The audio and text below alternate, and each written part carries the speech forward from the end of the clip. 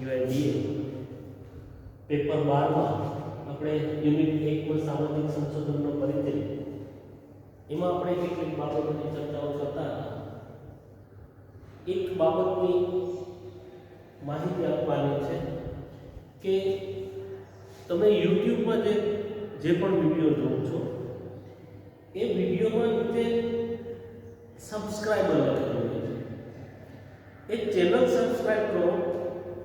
દરેક વિદ્યાર્થી છે પોતાના જે વિષય શિક્ષક છે એની ચેનલ સબસ્ક્રાઇબર કરી દે, જેથી કરીને આવનાર સમયમાં તમારા WhatsApp નંબર બંધ થાય અથવા તમને અહીંથી મોકલેલો મેસેજ મળતો બંધ થાય તો પણ શિક્ષક દ્વારા જો વિડીયો અપલોડ કરવામાં આવે તો સીધું એનું નોટિફિકેશન તમને મળી જાય અને તમે એ વિડીયો જોઈ શકો. એટલા માટે દરેક જે શિક્ષકો છે એ શિક્ષકોની ચેનલ સબસ્ક્રાઇબ કરી દેવી, જેથી કરી અને તમને એમના વિડીયો મળતા રહે. આગળની જે આપણે બાબત છે કે ભાઈ સામાજિક સંશોધનનો પરિચયનો જે યુનિટ છે એ યુનિટમાં આગળની બાબત છે વૈજ્ઞાનિક પદ્ધતિનો અર્થ અને લક્ષણો. આગળની બાબતોનો આપણે અભ્યાસ કરી ચૂક્યા છે. એ પછી અર્થ અને લક્ષણોની વાત કરવાની છે. એમાં પહેલી બાબત છે વૈજ્ઞાનિક પદ્ધતિનો અર્થ. તો વૈજ્ઞાનિક પદ્ધતિનો અર્થ છે એ અર્થમાં વૈજ્ઞાનિક પદ્ધતિ મહત્વની બાબત છે. હંમેશા કોઈ પણ બાબત છે, કોઈ પણ વસ્તુ છે પદ્ધતિસર હોય તો એ બાબત છે સચોટ રહે છે. તો અહીંયા એ બાબત છે કે વિજ્ઞાનને પદ્ધતિસર રીતે મેળવેલા જ્ઞાન સંચય તરીકે વ્યાખ્યાબદ્ધ કરવામાં આવ્યું છે. પદ્ધતિસર શબ્દ વૈજ્ઞાનિક પદ્ધતિનો નિર્દેશ કરે છે. નિરીક્ષણ દ્વારા હકીકતો એકત્ર કરવી, હકીકતોનું વર્ગીકરણ કરવું, અર્થઘટન કરવું અને હકીકતો વચ્ચેનો સંબંધ તપાસીને સામાન્યીકરણ કરવું, તેમજ આ સામાન્યીકરણ સાચું કે ખોટું તેની ચકાસણી કરવી, એ સમગ્ર પ્રક્રિયાને વૈજ્ઞાનિક પદ્ધતિ કહેવાય છે. અહીંયા કેટલીક બાબત છે. સંશોધન છે, સમાજશાસ્ત્રમાં સંશોધન છે, એ સંશોધનમાં નિરીક્ષણ હોય છે. આ મહત્વની બાબત છે. હંમેશા કોઈ પણ બાબતનું જ્યારે સંશોધન કરવાનું હોય છે ત્યારે એ બાબતમાં નિરીક્ષણ મહત્વની બાબત છે. નિરીક્ષણ દ્વારા જે પણ જ્ઞાન મેળવેલું હોય છે એ જ્ઞાન સચોટતાથી વધારે ને વધારે નજીક હોય છે. એટલે કે નિરીક્ષણ દ્વારા હકીકતો એકત્ર કરવી, એ પછી જે પણ હકીકત એકત્ર કરેલી છે એ હકીકતનું વર્ગીકરણ કરવું. હકીકત છે જે નિરીક્ષણ કરેલું છે, નિરીક્ષણ દ્વારા માહિતી એકત્ર કરેલી છે એ માહિતીનું વર્ગીકરણ કરવાનું, એ પછી વર્ગીકરણ પછી એમનું અર્થઘટન કરવું. અર્થઘટન કર્યા પછી એને સામાન્યીકરણ કરવું.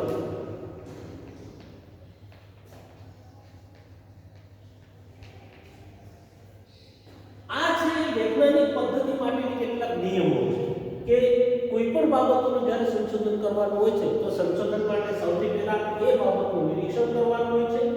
નિરીક્ષણ કરી અને જે પણ માહિતી છે માહિતીને વર્ગીકૃત કરવી, અલગ અલગ વિભાગમાં વર્ગીકૃત કરવી. કઈ બાબત કોની સાથે સંબંધ ધરાવે છે, જે તે મુદ્દા સાથે અથવા જે તે ઘટના સાથે સંબંધ ધરાવે છે કે નહીં, તો એ રીતના એનું વર્ગીકરણ કરવું.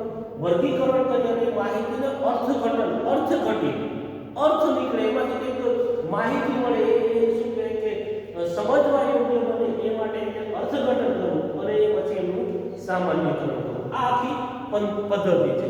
તો અહીંયા કીધું છે કે નિરીક્ષણ દ્વારા હકીકતો એકત્ર કરવી, આ હકીકતોને વર્ગીકૃત કરવી, એ વર્ગીકૃત થયેલી માહિતી છે માહિતીનું અર્થઘટન કરવું અને હકીકતો વચ્ચેનો સંબંધ તપાસી અને સામાન્યીકરણ કરવું. આ એક સાચી દિશા છે. અને સાચું અને ખોટું છે એમને અલગ અલગ કરવું. આ સંપૂર્ણ પ્રક્રિયા છે. એ પ્રક્રિયાને વૈજ્ઞાનિક પદ્ધતિ તરીકે આપણે ઓળખી શકીએ છીએ. એ પછીની બાબત છે કે વૈજ્ઞાનિક પદ્ધતિના લક્ષણો.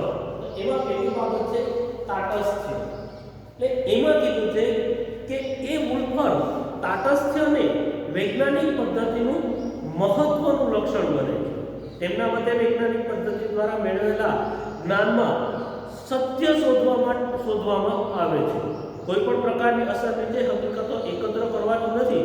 પોતાની ઈચ્છા, નૈતિક મૂલ્યો કે સાંસ્કૃતિક પ્રભાવિત થઈને હકીકતો એકત્ર ન કરતા હકીકતો વાસ્તવમાં જેવી છે તેવા જ સ્વરૂપે તેનું નિરીક્ષણ, વર્ગીકરણ અને અર્થઘટન કરવું તે વૈજ્ઞાનિક પદ્ધતિનું મહત્વનું લક્ષણ છે.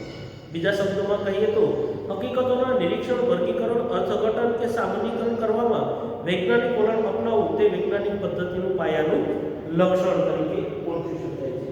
અહીંયા પહેલી બાબત છે તટસ્થતા. સંશોધક જ્યારે કોઈ પણ બાબતોનું સંશોધન કરે છે તો એમાં એ કેટલો તટસ્થ છે. કોઈ પણ બાબત, કોઈ પણ સંશોધનનો જે વિષય છે એ વિષય જે તે વ્યક્તિને સ્પર્શ કરતા કેમ ન હોય, એમના કૌટુંબિક બાબતો સાથે જોડાયેલું કેમ ન હોય, એના ગામ સાથે જોડાયેલું કેમ ન હોય, પરંતુ સત્યતા ત્યારે જ શોધી શકાય છે, સત્યતા ત્યારે જ આવી શકે છે કે વ્યક્તિમાં તટસ્થ રહે છે. હું કોઈ પણ વસ્તુ, દાખલા તરીકે મારા ગામની અથવા મારા કુટુંબની અથવા મારી જ્ઞાતિનો અભ્યાસ કરતો હોઉં તો મારી જ્ઞાતિની સારી સારી બાબતો હું મૂકું અને જે મારી જ્ઞાતિની ખરાબ બાબતો હોય હું છુપાવું તો એને લીધે છે એ તટસ્થતા નથી રહેતી, એને લીધે સત્યતા નથી રહેતી, એને વૈજ્ઞાનિક પદ્ધતિથી સંશોધન ન કરી શકાય. હંમેશા વૈજ્ઞાનિક પદ્ધતિથી સંશોધન કરવું એટલે જે પણ માહિતી મેળવવામાં આવે, જે પણ માહિતીનું નિરીક્ષણ કરવામાં આવે છે, નિરીક્ષણ, એમનું વર્ગીકરણ, અર્થઘટન, સામાન્યીકરણ એ વૈજ્ઞાનિક નિયમોને આધારે, એમની પદ્ધતિને આધારે જો કરવામાં આવે તો જ સંશોધન શક્ય બને છે. તો આમ પહેલી બાબત છે તાટસ્થ્ય, મતલબ કે વ્યક્તિ જે પણ બાબતોનું સંશોધન કરે છે, જે પણ ઘટનાનું સંશોધન કરે છે, એ ઘટના છે એ ઘટનામાં વ્યક્તિ તટસ્થ રહેવો જોઈએ. સત્ય બાબતો, અસત્ય બાબતો, એમનું વર્ગીકરણ એ દરેક બાબતોમાં એકદમ ચોકસાઈથી જ્યારે અર્થઘટન કરવામાં આવે, ચોકસાઈથી જ્યારે માહિતી મેળવવામાં આવે છે ત્યારે આવી બાબતો છે એ બાબતોને વૈજ્ઞાનિક તાટસ્થ્ય અથવા વૈજ્ઞાનિક પદ્ધતિના લક્ષણ તરીકે ઓળખી શકાય છે.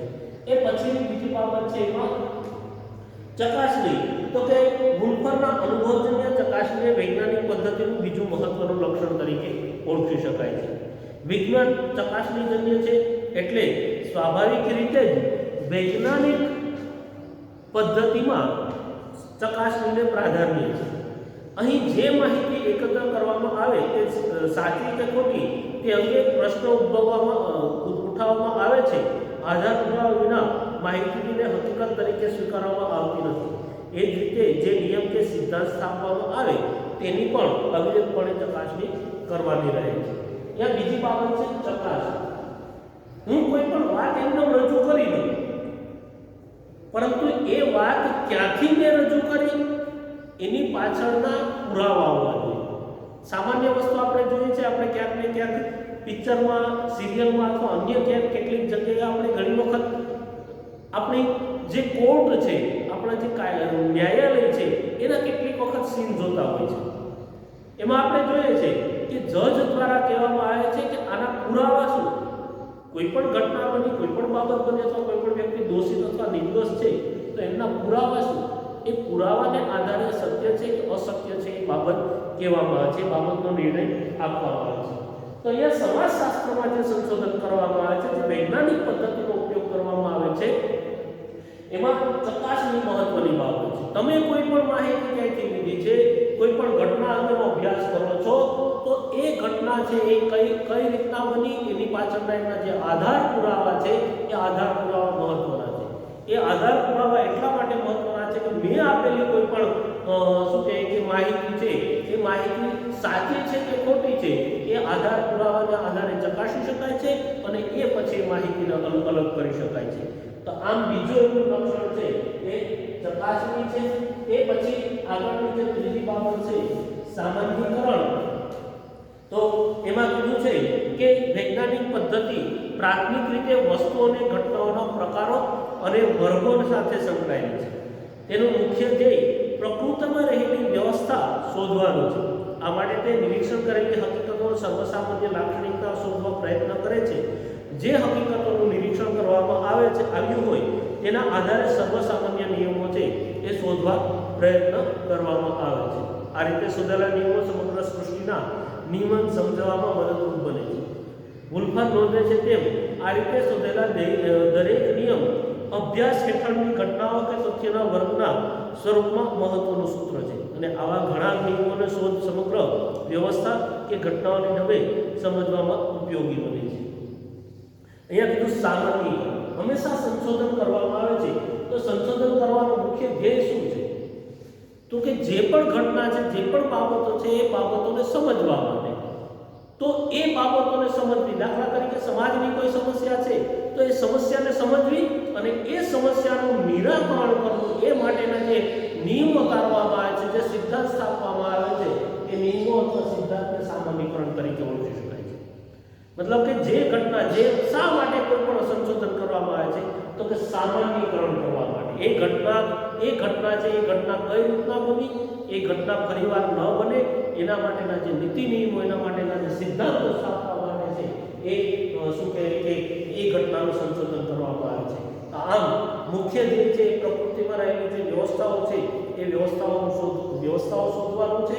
એમાં એ સંશોધન દ્વારા, એ માહિતી એકત્રીકરણ દ્વારા કે નિરીક્ષણ કરવા દ્વારા જે પણ માહિતી શોધવામાં પ્રયત્ન કરેલા છે, જે હકીકતોનું નિરીક્ષણ કરવામાં આવ્યું છે, તેના આધારે સર્વસામાન્ય નિયમ તારવવામાં આવે છે અને એ સર્વસામાન્ય નિયમ છે એનું સામાન્યકરણ લોક ઉપયોગી માટે કરી અથવા એવી ઘટનાઓ ન બને એ માટે કરી એને સામાન્યકરણ કરી અને સિદ્ધાંત સ્થાપવા માટે પણ કેટલીક વખત એ બાબતો થતી હોય છે.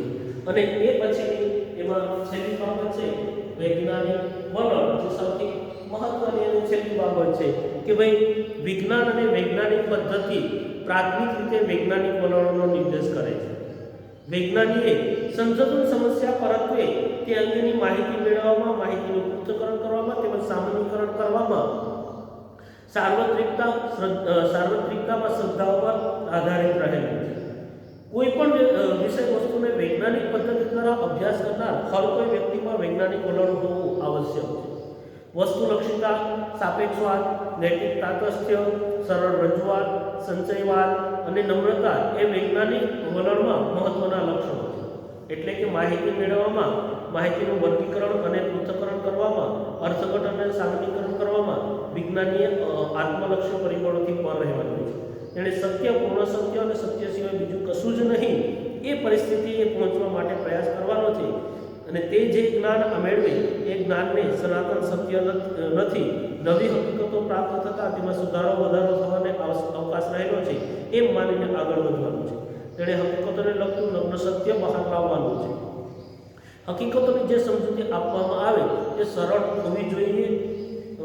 તેને જ્ઞાન મેળવવાની પ્રક્રિયામાંથી બુદ્ધિની પવિત્રતા જાળવવાની છે, તેમજ તેણે નમ્ર અને નિરાભિમાની બનવાનું રહે છે. એની જે બાબત છે, છેલ્લી બાબત કે વૈજ્ઞાનિક વલણ, મતલબ કે સંશોધન કરનાર જે વ્યક્તિ છે એ વ્યક્તિમાં વૈજ્ઞાનિક વલણ હોવું જરૂરી છે.